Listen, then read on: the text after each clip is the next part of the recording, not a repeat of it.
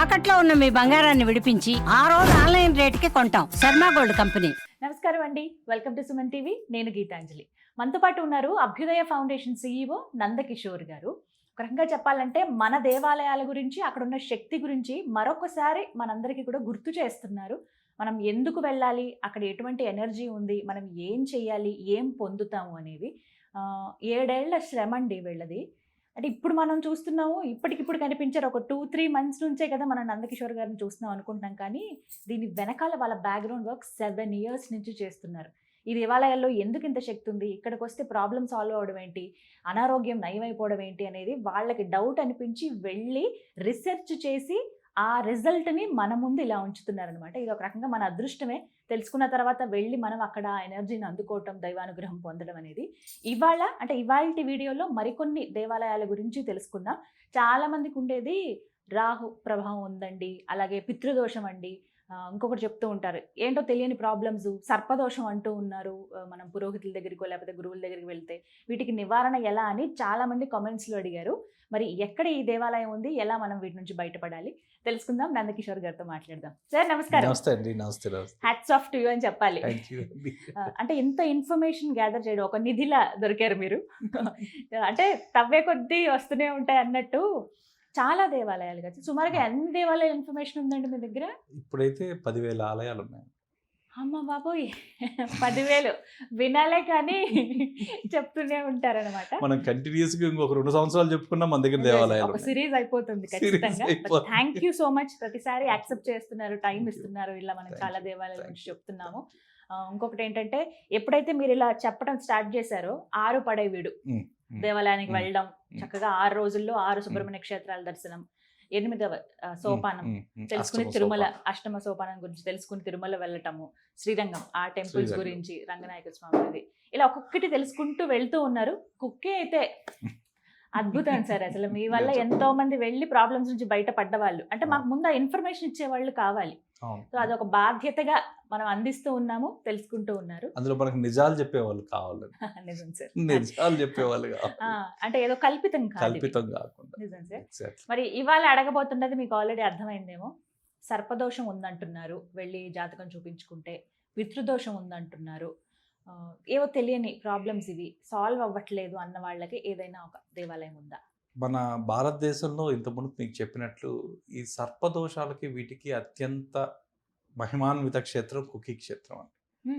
దీంట్లో ఇంకొక 2వ మహిమాన్విత క్షేత్రం కూడా ఉంది. ఈ 2 ఉన్నాయి. మీకు ఈ సర్పదోషాలకి డీల్ చేసేవి ఏమన్నా ఉన్నాయి అంటే దేశంలో ఈ 2 క్షేత్రాలు, అవి మన అదృష్టం కొద్దీ మన దక్షిణానే ఉన్నాయి. అవి దక్షిణ భారతదేశంలోనే ఉన్నాయి. ఒకటి కుకి అయితే, 2వది కేవలం ఒక సర్పదోషానికే సంబంధించింది మన్నార్శాల కావ్ అని ఒకటి ఉందండి. ఇది అలపి దగ్గర ఉంది. అలపి కేరళలో అలపి దగ్గర ఉంది.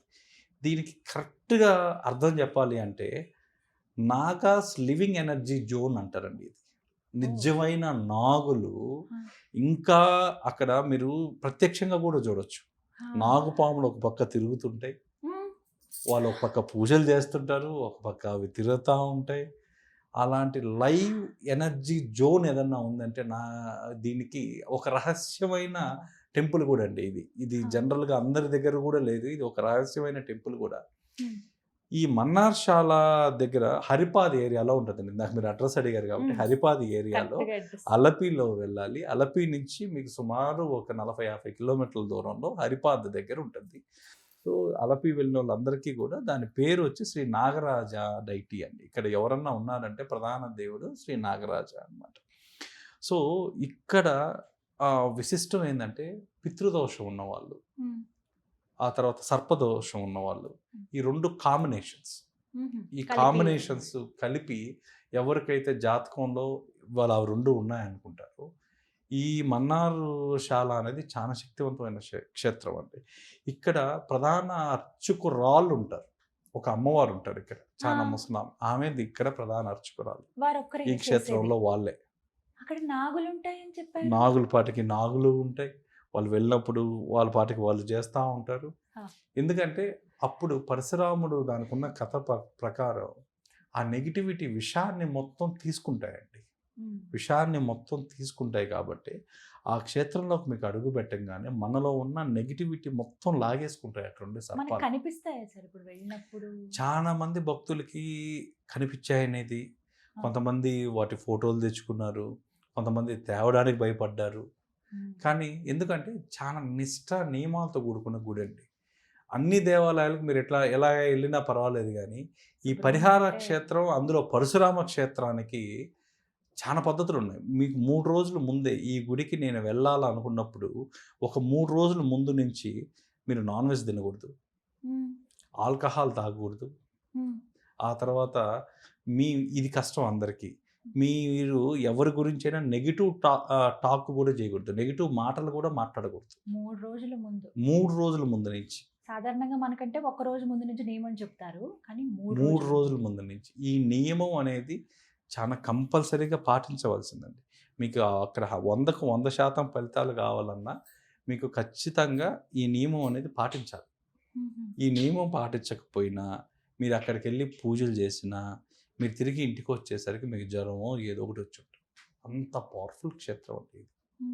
అందుకే ఇది చాలా సంవత్సరాల వరకు చాలా గుప్తంగా ఉండిందండి, చాలా గుప్తంగా ఉండింది. ఇప్పటికీ కూడా అంత ఎక్కువ తెలియదు అసలు. మన్నార్శాలలో అందరూ అలపి బ్యాక్ వాటర్స్ అని పోతారే కానీ అక్కడ ఒక మహిమాన్విత నాగక్షేత్రం ఉందని ఎవరికి తెలియదు. ఒక టూరిస్ట్ ప్లేస్ లాగా చూస్తారంటే కానీ అది పర్యాటక క్షేత్రం అయితే కాదు, ఖచ్చితంగా పరిహారిక క్షేత్రం అండి. ఈ పరిహారిక క్షేత్రం దగ్గరికి వచ్చేసరికి అసలు నాగదోషం అంటే ఏంటి, మన సైంటిఫిక్గా మనం కానీ అనాలిసిస్ చేస్తే మన బాడీలో నర్వ్స్ ఉంటాయి, స్పైనల్ ఎనర్జీ. ఆ స్పైనల్ ఎనర్జీ, ఆ మూలాధారంలో మీకు కుండలిని ఎనర్జీ కూడా ఉంటుంది. సో ఇవన్నీ ఉండే ప్లేసెస్ ఏదన్నా ఉన్నాయి అంటే మన నాడీ వ్యవస్థలో ఉంటాయి. ఈ నాడీకి సంబంధించింది ఏంది, సర్పం. ఆ సర్పం ఇక్కడికి, ఆ బ్లాకేజెస్ ఏమైనా ఉంటే ఇక్కడికి రాగానే ఫస్ట్ అవి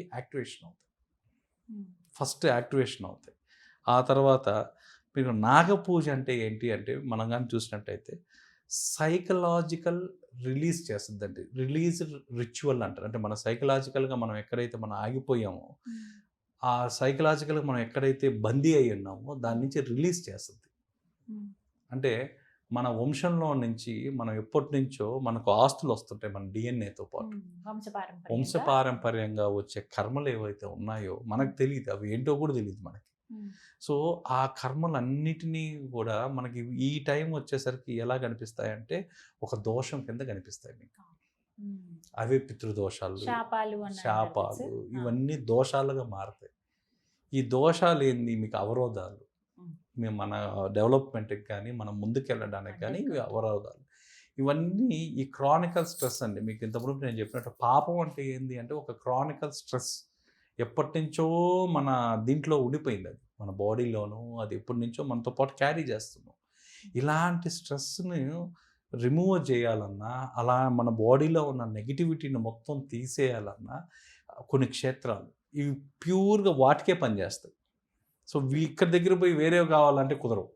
ఇక్కడికి వెళ్ళి ఎవరికైతే రాహుకేతు ప్రభావం ఎక్కువ ఉందో, ఎవరికైతే నాగసర్ప దోషాలు ఉన్నాయంటారో, నాగసర్పంతో పాటు పితృ దోషాలు కూడా ఉన్నాయంటారో, వాళ్ళందరూ కూడా దర్శించుకోవాల్సింది ఏదన్నా ఉంది అంటే ఇదే. ఇక్కడ ఈ నెగిటివిటీని ఏదైతే బాడీలో ఉందో అది న్యూట్రల్ చేయడంతో పాటు గ్రౌండింగ్ చేసేస్తుందండి. టోటల్గా అక్కడ సమాధి చేస్తుంది. అంటే అక్కడ పూజలు ఏమైనా చేయించు? పూజలు ఉన్నాయండి, పూజలు వరుసగా. అంటే ఏ ప్రభావం ఉండేవాళ్ళు ఏ పూజలు చేయాలా అనేది ఉంటుంది.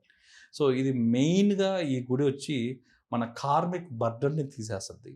రెండోది యాన్సెస్ట్రల్ ట్రామా, మనకి ఏదైతే వస్తుందో మెయిన్ అదండి మనకి. ఎందుకంటే అది మనకి ఏదో కూడా తెలియదు, కరెక్ట్గా కూడా చెప్పలేరు. వంశపారంపర్యంగా వచ్చేవేవో మనకు తెలియదు. చైన్ సిస్టమ్ లాగా అందరికీ వస్తుంటాయి. ఆ బ్లడ్ గ్రూప్, ఆ డిఎన్ఏలో ఉండే వాళ్ళందరికీ వస్తుంటాయి. ఆ చైన్ కట్ చేయాలా అంటే ఇది పరిహారిక క్షేత్రం. సో క్షమించాలండి, నేను కొన్ని పాయింట్స్ నా డైరీలో రాసుకున్నాను.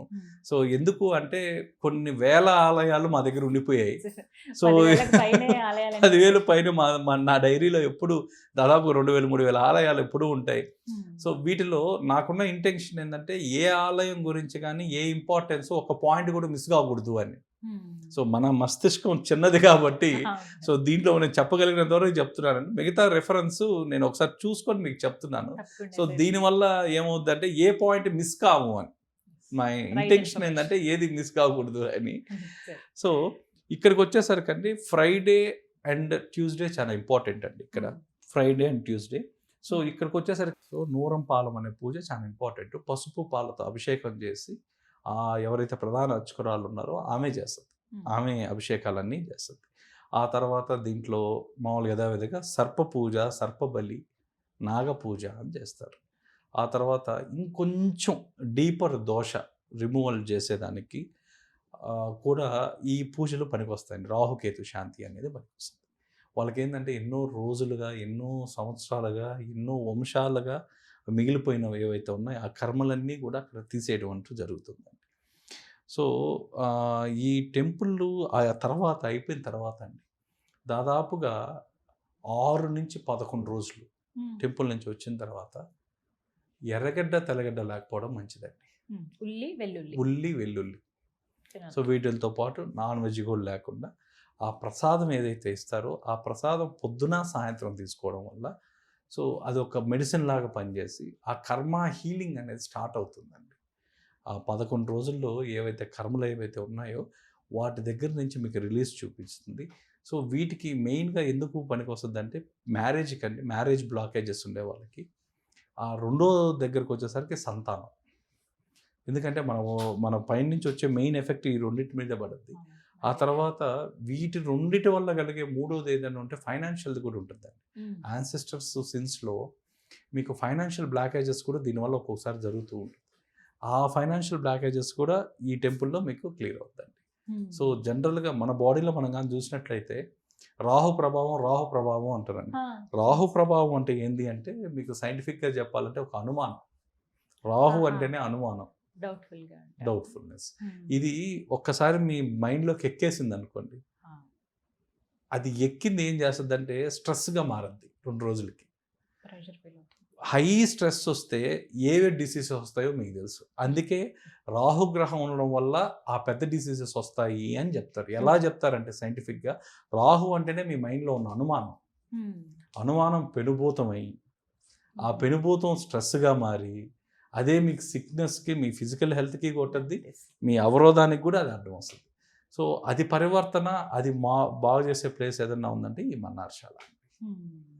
సో ఇక్కడికి అలపి దగ్గరలో. కానీ నేను మళ్ళీ చెప్తున్నాను, ఈ గుడికి వెళ్ళాలంటే మాత్రం 3 రోజుల ముందు ఆ నియమం పాటించిన తర్వాతే వెళ్ళడం మంచిది. ఎవరైతే నియమాలు పాటించలేమంటారో ఇప్పుడు ముందుగా అక్కడ టెంపుల్ ఏమైనా కాల్ చేసి ఇన్ఫర్మేషన్ కనుక్కోవడం ఏమైనా అవకాశం ఉంటుందా సార్? అలా బ్రహ్మాండంగా మీకు వెబ్సైట్లో మన్నార్శాల గురించి అన్నీ ఉన్నాయి. బట్ మీకు 100కు 100% యాక్యురేట్ రిజల్ట్స్ కావాలంటే మాత్రం ఇది పరిహారం పాటించాలంటే ఇది నియమం చేసిన తర్వాత మీరు పరిహారానికి వెళ్ళడం బెస్ట్. ముందు 3 రోజులు, తర్వాత ఒక 11 రోజులు. ఫ్రీక్వెంట్ గా వెళ్తూ ఉండొచ్చు సార్? ఒక్కసారి వెళ్తే లేదు, ఇది ఇలాంటి క్షేత్రాలకు మీరు ఫ్రీక్వెంట్ గా వెళ్ళొచ్చు. 6 నెలలకు ఒకసారి అండి. 6 నెలలకు ఒకసారి మీరు వెళ్తూ ఉండడం వల్ల ఏంటంటే దోషం క్రమేపీ కొంచెం ఇంపాక్ట్ తగ్గుతూ వస్తుంది. అనుకున్న పనులు కొంచెం ముందుగా అవుతాయి. మనకి అనుకున్న పోతే నెక్స్ట్ జనరేషన్స్ ఫ్రీ అయిపోతాయి. ఆ చైన్ కట్ అవుద్ది కదా. కరెక్ట్, అది మన బాధ్యత అనుకోవాలి. చాలా థ్యాంక్స్ సార్. ఇది ఎంతో మంది ఎదురు చూస్తున్నటువంటి దేవాలయం. ఇలా మాకు ఎవరి శాపం అనండి, మా తాతల నుంచి ఉందంట, మేము ఇలా అయిపోయామన్న వాళ్ళు చాలా మందిని చూస్తాం. పితృదోషాలు అని చెప్పి ఎన్ని పూజలు పరిహారాలు చేసుకుంటారు సార్ చాలా మంది. అలాంటి వాళ్ళకి ఇది ఒక బెస్ట్ ప్లేస్. చాలా బెస్ట్ ప్లేస్. నమస్కారం.